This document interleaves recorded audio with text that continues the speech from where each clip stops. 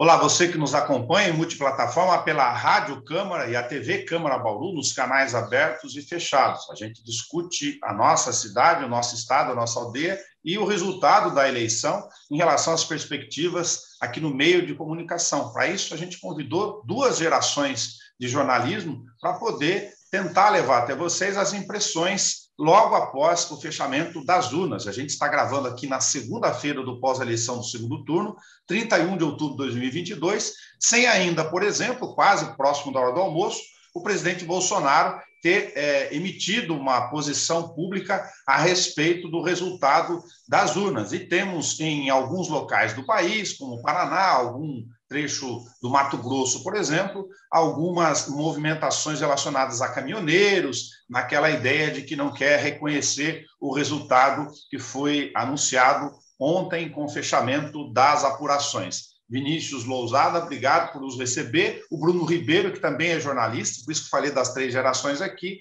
está entrando conosco com a sua manifestação através de uma gravação externa. Vamos lá?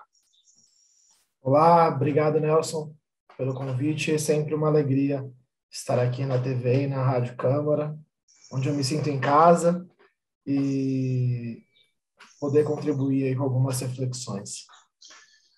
Vini, o jornalismo foi também colocado muito à prova nesta eleição, porque tivemos, do ponto de vista da cobertura, alguns elementos que já vinham se arrastando ao longo do governo Bolsonaro. Uma crítica, por exemplo, a alguns setores da grande imprensa, que eram consideradas pelo marketing do governo como aqueles que protegiam o sistema ou eram contrários ao governo Bolsonaro, seriam muito críticos, era uma forma do Bolsonaro colocar isso. Na eleição, isso se exacerbou um pouco mais, a gente não tem como deixar de citar o episódio, por exemplo, da Jovem Pan aqui, que tinha uma linha editorial durante toda a campanha antes dela, anti-petismo, anti-Lula, o que fez com que, inclusive, tivesse intervenção do ponto de vista judicial para quem acompanhou, no sistema eleitoral, o TSE, pedindo a questão da isonomia, que não podia ficar falando só ou fakes de um candidato, sem desconsiderar esse balanço desproporcional daquilo que ele chama de tentativa de equilíbrio da democracia. Estou fazendo esse preâmbulo inicial para ver a sua versão. Você trabalhou também bastante acompanhando do lado dos seus ofícios aí profissionais. Como você viu esse descompasso, essa dificuldade ou esses desafios do jornalismo nesta eleição de lidar com esses vetores todos? Nelson, foi um cenário inédito, né? Porque tirando o jornalismo militante, né? Separando o jornalismo militante, que é onde eu enquadro a Jovem Pan, né? Que fez campanha abertamente para o Bolsonaro, não só durante o período de campanha eleitoral, mas ao longo dos anos de governo, de gestão do Bolsonaro, assim como há também, especialmente na internet, alguns órgãos que declaradamente fazem campanha, fizeram campanha para o Lula, são mais próximos aí do campo de centro-esquerda, campo progressista. Falando do jornalismo tradicional, foi um momento muito inédito, porque ele precisou, pela primeira vez, Nelson, eu entendo, que se despir daquelas vestimentas da imparcialidade, da neutralidade, porque justamente por estarmos num cenário totalmente atípico, se considerado período democrático. Então, não era simplesmente fazer oposição ou fazer crítica a um governo, ou ao governante, a um presidente, né? Era se posicionar diante de questões muito sensíveis e muito graves, de ataques contundentes e reiterados por parte do Bolsonaro à democracia, às instituições, ao trabalho da imprensa. Então, vamos falar, por exemplo, do caso da Globo, aí, né, que talvez simbolize a ideia de grande mídia atacada pelo bolsonarismo. Eles, pela primeira vez, tiveram, de fato, que se colocar de forma contundente contra um governo apesar das críticas de todo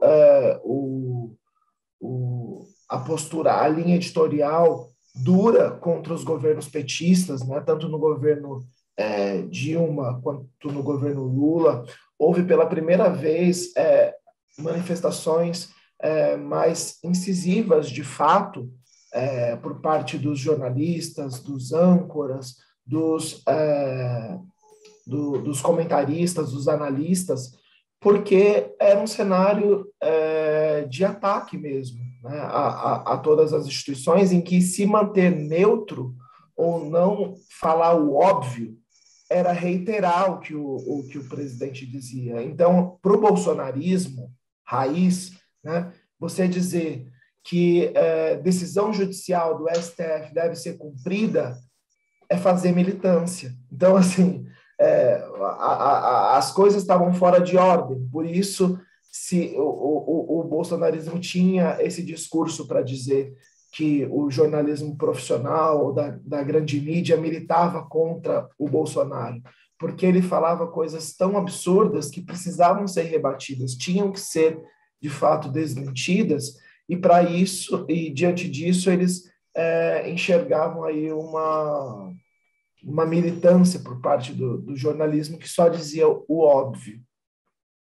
E nessa dificuldade de compreensão com essa estratégia do bolsonarismo, os jornalistas passaram, ainda antes da eleição, a ter que conviver com outras dificuldades. Por exemplo, se você apresentava o que seria no ambiente tradicional, dentro da ordem aí, né, normal das redações, de pegar uma medida do governo e trazer ela para a realidade, para discutir ela do ponto de vista da sua aplicação social, inclusive, você tinha esta dificuldade porque já vinha no público, inclusive uma resistência que foi, de certa forma, bem sucedida nessa estratégia do bolsonarismo de colocar isso imposto, de que se você fizesse uma crítica mesmo de conteúdos naturais do dia a dia, ou pegar a questão do preço dos combustíveis aí, a reação era mais ou menos nesse tom, que você estava deliberadamente tomando partido, né? Então você acabava não discutindo conteúdos, ou pegava só uma parte do público que conseguia fazer essa separação. Você acha que a imprensa conseguiu passar, pelo que você acompanhou, por essa tormenta toda de ter que entender isso, que, diferentemente dos outros períodos, você escrever sobre o exemplo que eu dei aqui, a questão da escalada dos preços dos combustíveis em dólar. Você estava discutindo uma questão econômica crucial, necessária, e era adotada pelo atual presidente. Mas isso era recebido por esse público como algo contrário ao presidente, que era candidato, e o mérito se esvaía. Exatamente. Teve esse desafio e eu entendo que o jornalismo conseguiu fazer sua parte, mas por parte de muitas empresas, de muitos veículos, né, eles tiveram que pagar o preço por um erro que eu avalio que foi cometido na origem da ascensão do bolsonarismo. A partir do momento em que o bolsonarismo começa a ganhar projeção e que as coisas absurdas, mentirosas que o Bolsonaro diziam eram tratadas como naturais, como apenas mais um ponto de vista, como o direito ao contraditório, né? A gente naturalizou aquilo que o Bolsonaro dizia, aquilo que o Bolsonaro fazia. E aí, por isso que foi tão árduo, porque diante do governo estabelecido, né, porque quando o Bolsonaro era candidato em 2018, no início, pouca gente acreditava que ele seria realmente eleito, né? Todo mundo achou que pudesse ser um fenômeno parecido com o que acontecia aqui na cidade de São Paulo, com o Celso Russomano, que começava lá e depois caía, né? Todo mundo achava que, na verdade, o grande candidato de oposição ao PT seria o Alckmin, coisa que não aconteceu. A facada mudou ainda mais o rumo do que se esperava. E aí, em 2018, não se fazia o que precisou fazer dessa vez, de dizer, olha, isso não existe. Não, não é isso. Aceitava-se o que o Bolsonaro dizia como uma opinião, como um outro ponto de vista. né? E aí, dessa vez, né, materializado todo o dano que o Bolsonaro causou à sociedade, ao debate público, os veículos de comunicação precisaram corrigir o próprio erro, né? Mudar a rota aí de compreensão do que estava acontecendo e precisaram dar os nomes devidos ao que o Bolsonaro dizia ou fazia, que era de mentira, distorção, manipulação. Por isso foi tão difícil. Só que esse sentimento já estava consolidado numa parcela da população, né? O que endossava essa palavra da vez, né? A narrativa que o Bolsonaro tentava pregar de que ele era um candidato antissistema, sendo que ele estava no governo, apoiado por setores que sempre garantiram a sustentação de todos os outros governos no período democrático.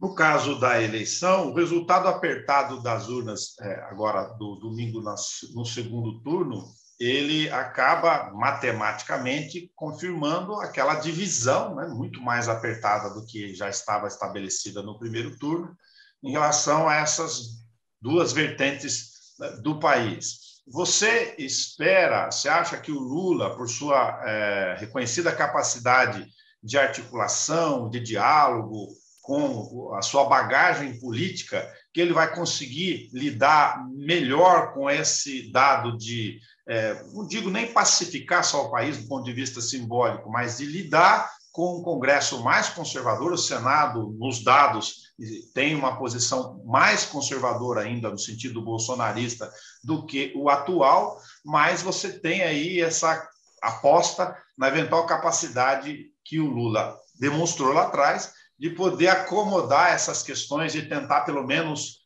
traduzir isso em uma governabilidade das pautas principais que ele pôs? Olha, fácil não vai ser, obviamente, mas, por outro lado, não consigo enxergar uma outra liderança política no Brasil hoje que conseguisse fazer melhor. Então, eu acho que o Lula é quem, de fato, reúne as condições de, pelo menos, dar início e tentar esse trabalho de reconfiguração da política. Da mesma forma que ele, pelo viés eleitoral, né? A liderança do Lula, a capacidade de liderança e de diálogo dele com setores mais populares da sociedade, foi o que levou à derrota do Bolsonaro, né? Nenhum outro nome na política nacional hoje teria conseguido derrotar o Bolsonaro. Nem o nome da centro-direita, tanto que a terceira via não se materializou, nem outro nome da centro-esquerda. No dia do debate, do último debate da Globo, não sei se foi com você ou com outra colega jornalista, acho que foi outro colega jornalista que comentou, poxa, o Haddad, por conta do desempenho dele no debate contra o Tarcísio, teria engolido o Bolsonaro no debate de sexta-feira, teria ido muito melhor do que o Lula. E aí eu comentei, mas se fosse o Haddad o candidato, não estaria tendo esse debate hoje, possivelmente, porque a chance do Bolsonaro ter ganhado no primeiro turno seria enorme, né? O carisma e a capacidade de diálogo do Lula e também o seu capital político, né? A memória que as pessoas têm do momento em que viveram com mais qualidade, com mais poder de compra, com mais acesso ao consumo, foram fatores cruciais para levar ao segundo turno e para garantir a sua vitória. E da mesma forma, eu entendo que nenhuma outra liderança teria aí a capacidade de conseguir reordenar a política, a configuração do Congresso. Não vai ser fácil, até porque, diferentemente dos outros governos, há aí um número de políticos, deputados e senadores que são bolsonaristas raiz, né? E que, por mais que não sejam maioria, esses raiz, eles são muito ruidosos, barulhentos, têm um poder de mobilização, uma capilaridade muito considerável, muito importante nas redes sociais, que lidam com setores aí de classe média, que conseguem ecoar as suas vozes e suas posições. Isso é inédito no cenário da democratização, né? Mas, por outro lado, acredito que uma base importante do Congresso, especialmente na Câmara dos Deputados, aponta para uma tendência de se readaptar, de se reorganizar, vai haver um restabelecimento aí das forças e das posições no Congresso em relação ao mapa eleitoral, né? Poxa, o PL do Bolsonaro fez a maior bancada, mas uma parte considerável dessa bancada do PL, bem como do PP, do Republicanos, são deputados que tradicionalmente se encontram, se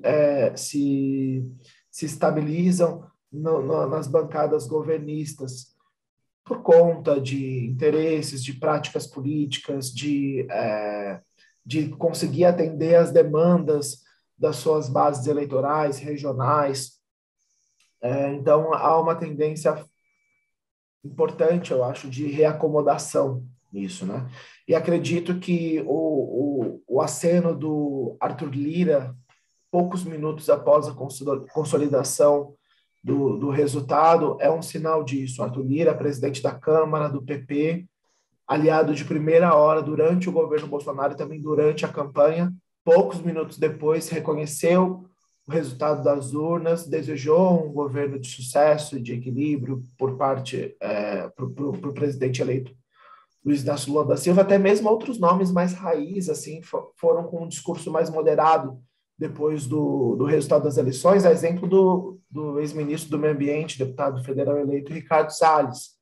Até ele, que é considerado aí da extrema-direita, fez um discurso mais moderado. É claro que não vai ser, como eu falei, não vai ser regra, né? Tem outros nomes como a Carla Zambelli, Damares, que devem aí manter a chama do bolsonarismo viva, mas também não será, eu imagino, tão catastrófico. Agora, num primeiro momento, aí as mudanças que o Lula precisa fazer, possivelmente eles vão ter que buscar caminhos para que essas mudanças, esses ajustes, medidas e ações sejam viabilizadas por meio de legislação infraconstitucional. Ainda vai ser muito difícil, né, para o governo Lula conseguir aprovar, por exemplo, PECs, que dependem aí de uma maioria qualificada no Congresso, pelo menos no primeiro ano, né, até essa readequação esperada por alguns analistas se concretizar. Não é uma coisa do dia para a noite. O primeiro desafio aí, com certeza, vai ser ajustar o orçamento, né? Porque, a despeito das promessas do Bolsonaro, não tinha previsão da manutenção do auxílio emergencial e de outras políticas voltadas à subsistência das pessoas nesse momento. E o Lula já indicou que o combate à fome e à miséria deve ser uma prioridade. Então, eu acredito que o primeiro desafio aí do Lula com o Congresso vai ser a readequação do orçamento para minimamente atender às demandas sociais da população de baixa renda.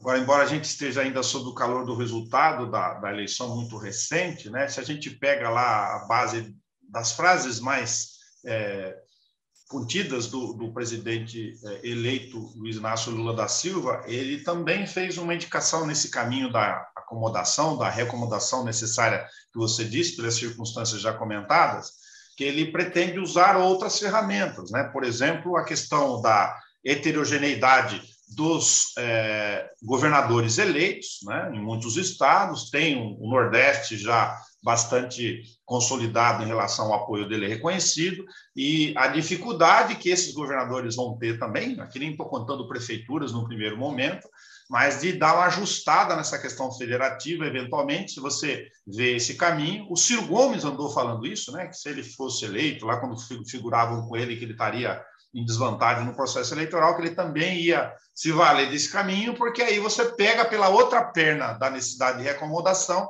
esta possibilidade. Não, sem dúvida.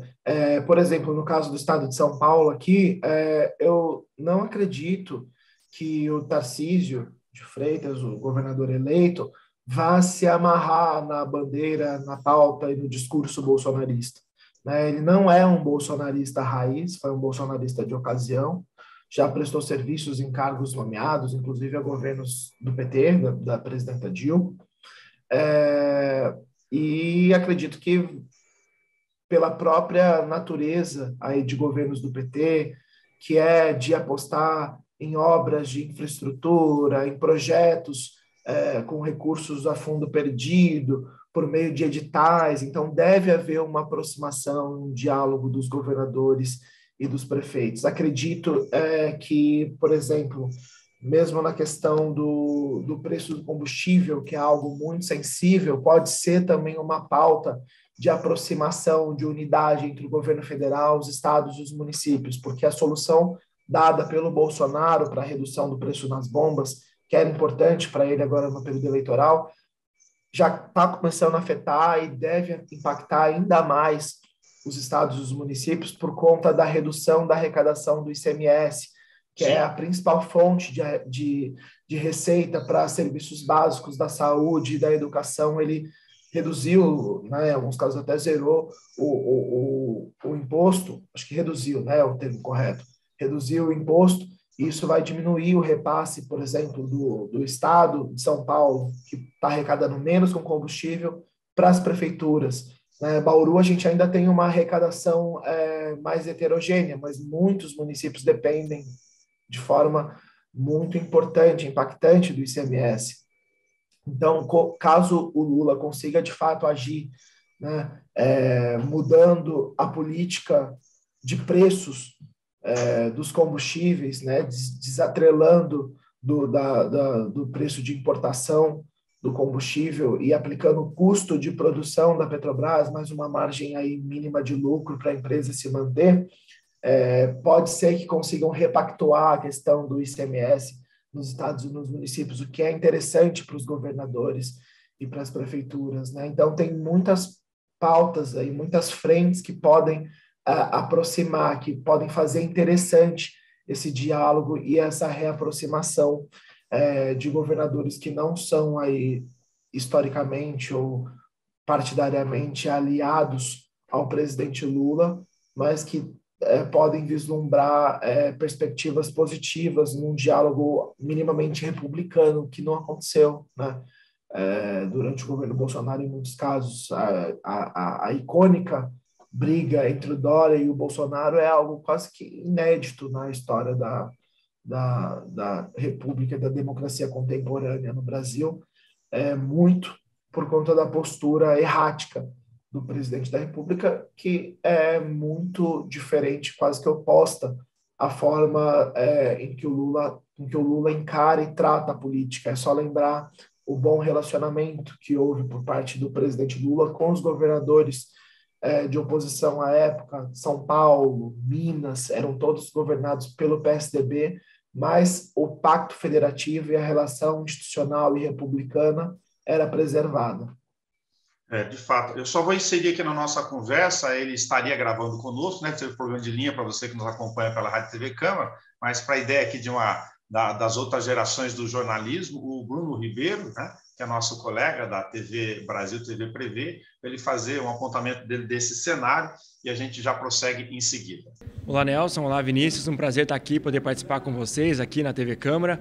Pois é, como vocês bem conversavam, né, em relação a essas dificuldades tanto de Lula quanto de Bolsonaro, eu acho que o Lula tem habilidade política o suficiente para tratar dessa questão, ainda mais diante da frente ampla que foi formada ao redor dele no segundo turno, né? Apesar de que as pautas de morais e costumes devem prevalecer no Congresso ainda durante um tempo, por conta do perfil conservador que foi eleito tanto no Senado quanto na Câmara dos Deputados, mas o Lula, a gente sabe, 8 anos de governo na primeira vez no PT, o próprio governo Dilma soube ali discutir essas questões, tinha apoio de muitos líderes religiosos, por exemplo, o Edir Macedo apoiou os governos petistas, Silas Malafaia também, já tem imagens antigas agora que viralizaram recentemente dos apoiadores de Lula, resgataram esse momento em que Silas esteve com o Lula em tempos passados. Então, eu acho que o PT talvez tenha que melhorar esse diálogo com as bases das periferias, o voto evangélico. O Mano Brown chamava muita atenção disso no ano de 2018, lá atrás, ainda na outra eleição, que o PT perdeu, né? Ele está com mais dificuldades de lidar com esse eleitorado,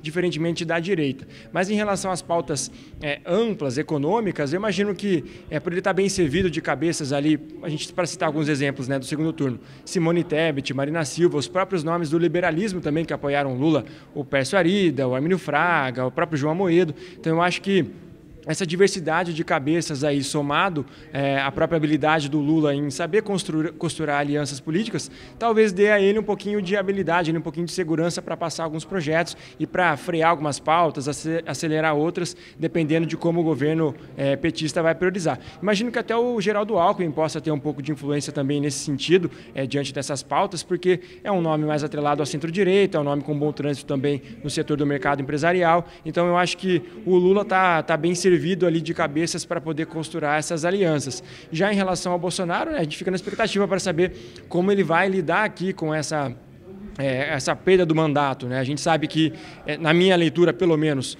o bolsonarismo ele é maior do que o próprio Bolsonaro. Então você tem figuras emblemáticas ali apoiadas pelo então atual presidente Jair Bolsonaro, que foram eleitas, então devem continuar trazendo esse debate da moral, dos costumes também no Congresso. Aí fica a expectativa para a gente ver a que ponto realmente a gente vai priorizar a economia e o quanto essas pautas vão acabar no dia a dia da população brasileira e até mesmo de nós da imprensa. No início do mandato do Lula, se você espera que ele deixe um pouco de lado pautas de valores e costumes e concentre, por exemplo, em questões econômicas nesta primeira fase? Certamente, até porque o Lula acho que fez isso de maneira proposital na campanha, ele escondeu um pouco o plano econômico, acho que na verdade esperou isso para usar no segundo turno como uma moeda de troca, né, para atrair essas outras figuras que a gente falava agora há pouco, justamente para negociar. Teto de gastos, por exemplo. Ninguém sabe, né, as declarações tanto dele quanto do Alckmin são meio dispersas em relação a essa iniciativa.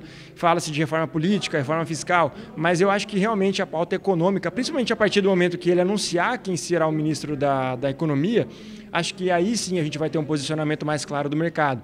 Henrique Meirelles, por exemplo, que foi, né, o presidente do Banco Central no governo Lula, pode fazer parte do governo novamente. Então, eu acho que enquanto a gente não tiver uma definição desse nome, as pautas econômicas ainda vão ser o centro do debate.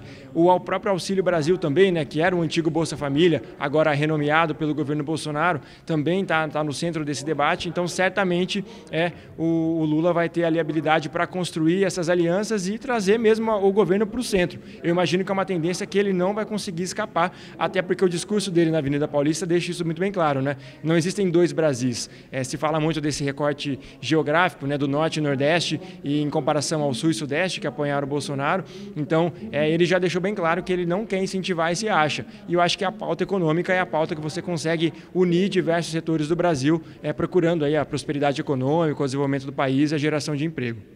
Essa é a contribuição do Bruno, que não pôde estar aqui conosco, para a gente fazer esse apanhado geral e sair um pouco da ressaca de todas as questões aqui da urna, né, Vinícius, para a gente não ficar falando muito do passado, não que ele não seja importante, mas tentando olhar as perspectivas a partir dos resultados aqui. Tem essas acomodações aqui a colar, caminhoneiros, alguns pontos do país no momento que a gente está gravando aqui, até de certa forma esperados, aqui não estão fazendo juízo de valor, né, de não concordar com o resultado das urnas e ainda esperando, como disse no início, essa posição do próprio presidente Bolsonaro e a declaração pública dele. No ambiente político das instituições não é esperado nada que fuja de uma reação mais extremista aí, ou mais fora do eixo em relação a esse posicionamento. Então, eu vou preferir a gente não pensar na hipótese e a gente tentar fechar o nosso raciocínio aqui no seguinte sentido. Como é que ficaria para você esta capacidade do Lula de conversar internamente com os partidos, mas de se comunicar com essa fatia do eleitorado bastante significativa que se pautou na questão ou da pauta de costumes ou como viés para não votar, né, nas questões do PT, do antipetismo, que a gente já sabe que estava mais ou menos encaminhado, né, ou por valores morais específicos mesmo, se valendo do discurso mais efetivo de apontar os erros do ex-governo, do governo anterior Lula, que existiram de fato e que criaram uma densidade em algum grau aí com esta não desconsiderável população, 58 milhões de votos nesse sentido. Como o Lula ia se comunicar com isso, se ele já demonstrou que ele também tem nesse campo essa capacidade de poder acomodar isso? Olha, eu acredito que as pautas daí do campo moral não vão ser desenvolvidas durante o governo Lula, assim como não foram nos dois primeiros, nem no governo Dilma, apesar de haver minimamente, né, um olhar para as demandas das ditas minorias sociais. Houve muitos avanços na parte dos congressos, das conferências, né? Pessoas com deficiência, pessoas LGBTQIA+, tudo houve um avanço importante durante as gestões do PT, mas nunca via Congresso, né? Já naquela época, o Congresso não havia espaço no Congresso para avançar nesse sentido, e muito menos agora. Então, eu acredito que essas pautas ainda continuarão sendo alvo, quando houver avanços, devem acontecer ainda via judicial, como aconteceu com a criminalização da homofobia a partir da equiparação com o racismo pelo STF em 2019. Então, não acredito que o governo vá pautar matérias desse tipo. Deve surgir alguma coisa, alguma iniciativa de deputado, mas que não deve prosperar por conta da configuração do Congresso. Ele deve focar mesmo na questão econômica. Também não vai ser fácil, não será num passe de mágica, porque muita coisa foi desmontada, né? E esse contar com o judiciário também deve ser importante em outras frentes, né? Por exemplo, vai ter que negociar com o Congresso. Vai ter que negociar com o Congresso. Mas como negocia com o Congresso acostumado aí no último ano, no último período, com o orçamento secreto, sendo que era uma pauta de crítica do presidente Lula. Entendo que a saída para o Lula conseguir escapar disso deve ser um julgamento por parte do STF, considerando inconstitucional e proibindo o orçamento secreto. Então, eu imagino que esse pacto envolva aí outros entes, além do executivo e do legislativo, com, novamente, um papel importante que pode ser decisivo por parte do Supremo Tribunal Federal. Legal. Olha, o tempo passa muito rápido, a gente conseguiu dar uma pincelada aqui em alguns temas. Agradecer você que teve paciência de nos acompanhar para a gente poder colocar um pontapé. E a ideia é que a gente vá conversando sobre essas fases do país na missão pública da Rádio e TV Câmara aqui, Vinícius. Obrigado por dispor do seu tempo. Eu que agradeço, Nelson. Obrigado. Um abraço a todos os telespectadores aí da TV Câmara. Obrigado ao Vinícius Lousada, ao Bruno Ribeiro, que não pôde estar aqui conosco presente em teletrabalho, mas gravou com a gente uma manifestação dele para que a gente possa dar o pontapé nessa discussão e ver se a gente amadurece um pouco mais esse conteúdo do diálogo político no país que a gente vai precisar. Até mais.